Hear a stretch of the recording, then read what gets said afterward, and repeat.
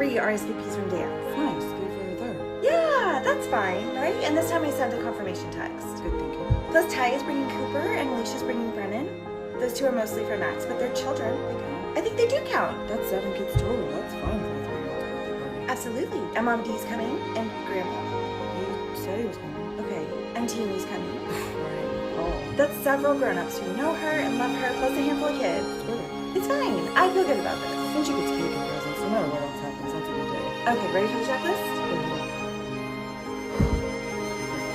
Princess cupcakes? In the fridge, grabbed them yesterday. Ooh, good job. Check. Princess Bounce House. Is arriving at 10 a.m. Plenty of time to set up before the party. Excellent. Check. Princess cups, plates, party favors, and happy birthday decor. Cups and plates are on the counter, still in the packaging. Check.